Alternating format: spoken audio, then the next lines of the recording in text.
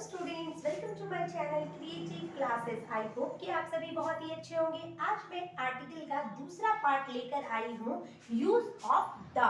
आज की क्लास में हम लोग जानेंगे कि कहाँ कहाँ पे हम लोग द को यूज कर सकते हैं। वैसे तो हम लोगों को पता है कि द को कहाँ पे यूज करना है, तो पर्टिकुलर प्लेस पे यूज करना, बट जनरली हम मिस्टेक क्या कर देते हैं कि उस पर्टिकुलर प्लेस में हम ये क्लासीफाई नहीं कर पाते हैं कि वो पर्टिकुलर प्लेस कौन सा होगा जहाँ पे हम लोगों को द लगाना है। तो आज बहुत ही आसान तरीके से, बहुत ही इजी वे में मैं आपके साथ बताऊंगी कि कैसे हम लोग यूज ऑफ द को करें। सबसे पहले तो मैं ये बता दूं कि आर्टिकल का एक पार्ट जो कि ए और एन के नाम से जाना जाता है, उसको मैंने पिछली वीडियो में बहुत ही अच्छे से डिक्लेयर किया है।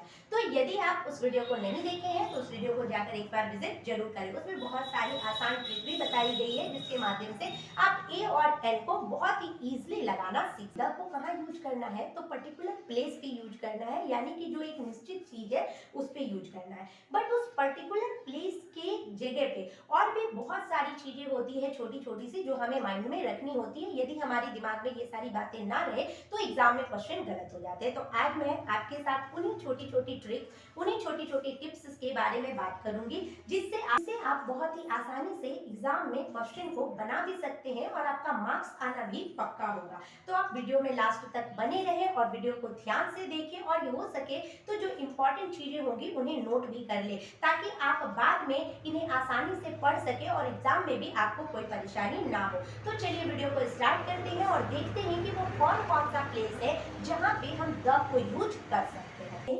यूज ऑफ द में हमें ध्यान रखना होता है सिंगुलर कम्युनिटी का। कम्युनिटी बोलने का मतलब है कि एक पूरी जाति के बारे में जब हम बात करते हैं, एक पूरी कंप्लीट प्रजाति के बारे में बात करते हैं, तो वहां पे हम लोग द को यूज करते हैं। इन सारे टॉपिक को करने के बाद मैं कुछ प्रैक्टिस एक्सरसाइज भी करवाऊंगी, जिससे आप बहुत ही अच्छे से कंफर्म हो जाएंगे कि कैसे क्वेश्चन को बनाना है और कैसे क्वेश्चन को आसान तरीके से डील करना है।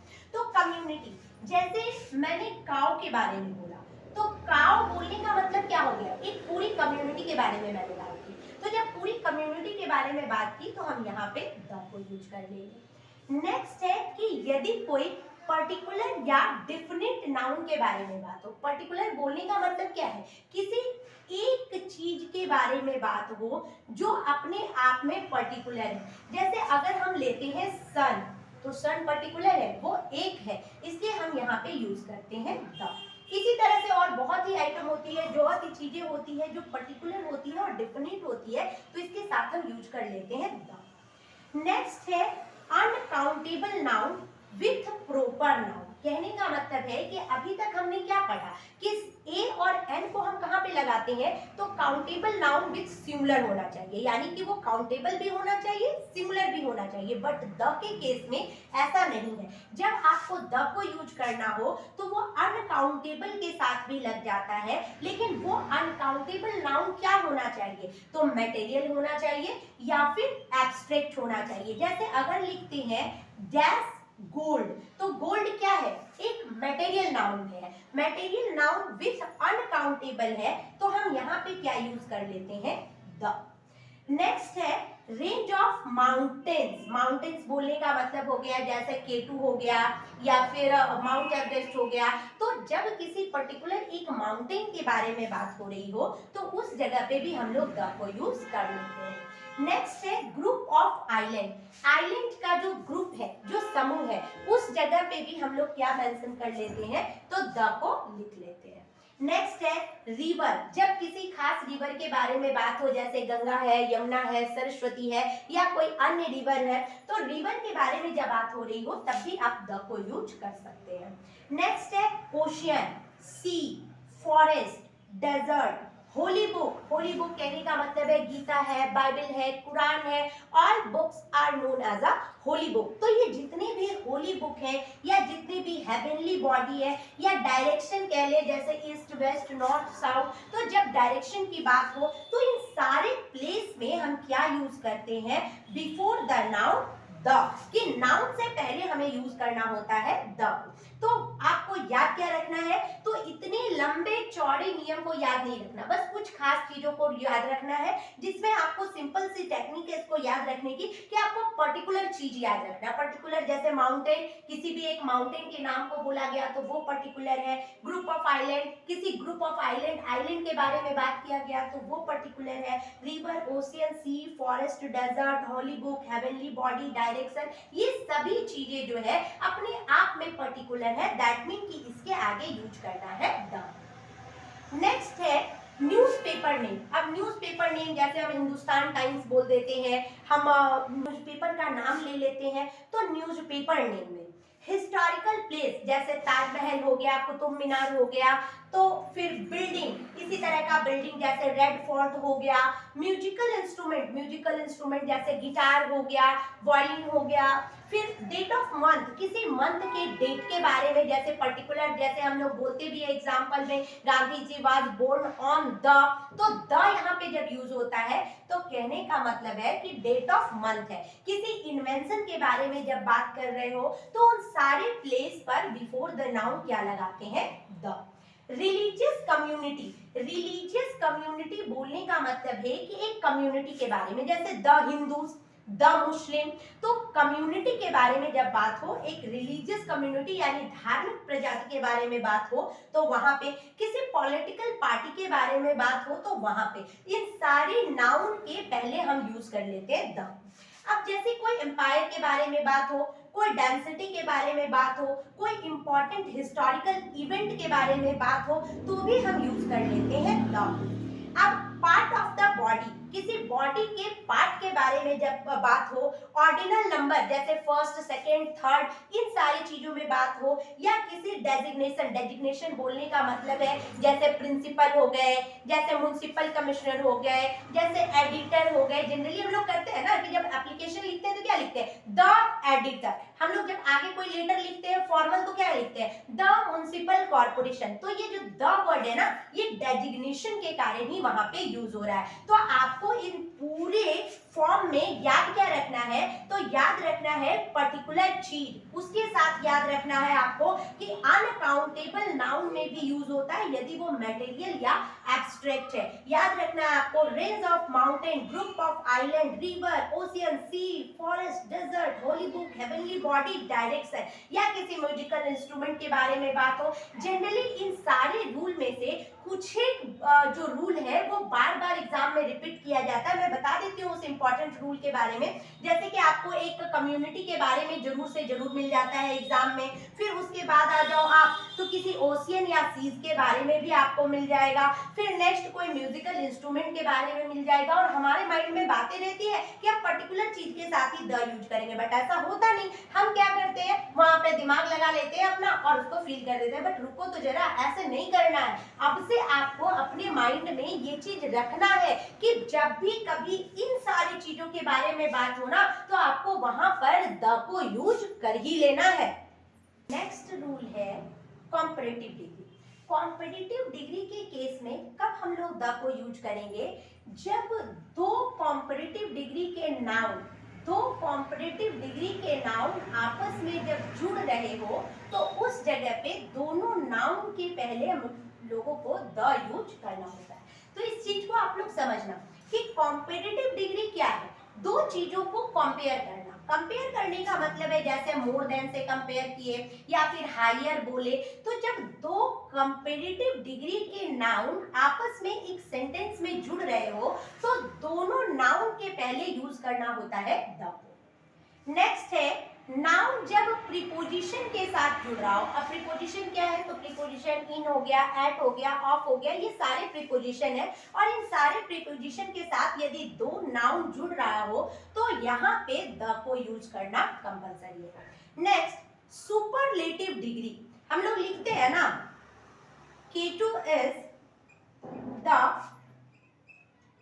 highest peak। तो कहने का मतलब क्या है कि ये जो हाईएस्ट है ना, ये सुपरलेटिव वर्ड को डिनोट कर रहा है। यानी कि जब सुपरलेटिव डिग्री का कोई वर्ड आ जाए तो उससे पहले भी क्या यूज करना होता है, द। नेक्स्ट है ये चीज ना बहुत ही इंपॉर्टेंट है, यहाँ मैं जो बताऊंगी उसको ध्यान से समझोगे क्योंकि ये चीज बहुत इंपॉर्टेंट है और इसी के बेस पे एग्जाम पे क्वेश्चन भी आता है और हम गलती भी कर बैठते हैं। तो ध्यान देना कि जब सेंटेंस में most of, all of, noun of, many of, any of, each of, neither of, either of, half of, a part of, one of, five of या one third of ये सारे वर्ड रहे तो इन सारे वर्ड में the को use करना compulsory है। यदि यहाँ पे हम द को यूज नहीं करते हैं तो हमारा सेंटेंस गलत हो जाता है और हमारे मार्क्स भी कट जाते हैं। तो आपको ध्यान रखना है कि जब भी आप इन सारे वर्ड को देखो तो यहाँ पे आपको द को यूज करना। नेक्स्ट है यदि किसी एडॉम्स या एडॉम्स एडोमेटिक एक्सप्रेशन के बारे में बात हो रहा हो तो वहां पे भी द को यूज कर लेते हैं। अब जो मैं बताने जा रही हूँ ये बहुत ही खास है, क्यों? क्योंकि इस बेस पर एग्जाम में क्वेश्चन भी देखे गए हैं और हम गलतियां भी कर बैठते हैं। तो ध्यान दोगे कि बहुत बार क्या होता है ना कि कोई जनरल सा चीज आगे लिखा होता है, जैसे लिखा होता है वी बाउट अ शर्ट, ठीक है। उसके बाद क्या होता है कि फुल स्टॉप देने के बाद फिर से इसी में सेंटेंस हो जाता है डैश शर्ट इज डैमेज।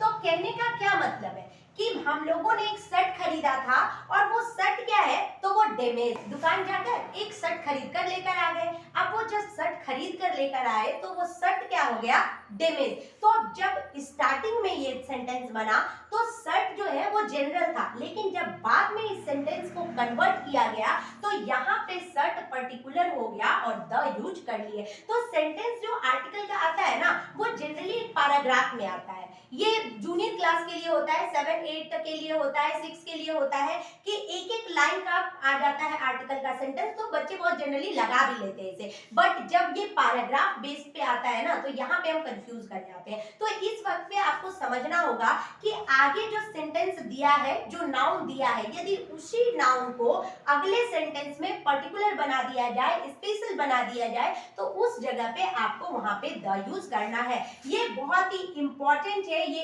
इस सेशन का, इस वीडियो का एक इंपॉर्टेंट टॉपिक है जिसको आप जान लीजिए तो ज्यादा बेहतर है क्योंकि इसमें गलतियां हो जाती है। तो जब भी कोई चीज हम जनरल खरीदते हैं और उस खरीदे हुए चीज को या कोई भी जनरल चीज को जब पर्टिकुलर या स्पेशल बनाया जाता है नेक्स्ट सेंटेंस में तो वहां पे द को जरूर यूज करना होता है। अब बारी है कुछ एक्सरसाइज क्वेश्चन की जिसको बनाकर देखते हैं। वो क्वेश्चन बनाने से आपकी जो है वो अंदर की कॉन्फिडेंस भी इनहेंस हो जाएगी कि आप समझ पाओगे कि हाँ आज आप लोगों ने कुछ पढ़ा है, कुछ जाना है, जिसके वजह से ये जो है आपका आर्टिकल पूरी तरह से कंप्लीट हो गया। एक्सरसाइज क्वेश्चन में जनरली आपको एग्जाम में ऐसे ही एक्सरसाइज क्वेश्चन मिलेंगे जिसमें सारे ही आर्टिकल के रूल जो है वो फेल हो जाते हैं, क्योंकि हमारे माइंड में एक सेटअप होता है कि हमने ये सारी चीजें पढ़ रखी है, हमने इस तरह के रूल पढ़ रखे हैं तो हम वैसे ही क्वेश्चन को बनाएंगे। बट रुकिए, ऐसा नहीं है। जब एग्जाम में क्वेश्चन आते हैं तो वही सारे रूल आपके काम आएंगे, बट आपको वहां पे थोड़ा सा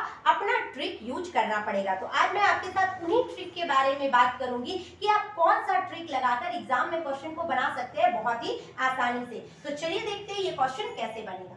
लिखा है यहाँ पे dash girl was playing in street, यानी कि अभी जो है इस गर्ल के बारे में बात हो रहा है जो कि पर्टिकुलर नहीं है, ये नॉर्मल सेंटेंस है, जनरल वर्ड है, तो हमने यहाँ पर यूज किया a girl was playing in street. अब नेक्स्ट लाइन में इसी गर्ल के बारे में बात हुआ है, यानी कि अब इस पूरे पैराग्राफ में इस गर्ल को जो है वो पर्टिकुलर ढंग से यूज किया जाएगा। तो यहाँ पे हम यूज करेंगे the girl was 10 years old, she was playing with. अब फिर से एक बॉल के बारे में बात हुआ, तो अभी तक इस सेंटेंस में बॉल के बारे में कहीं पे भी बात नहीं हुआ था, तो अभी ये बॉल जो है वो जनरल है तो यूज होगा।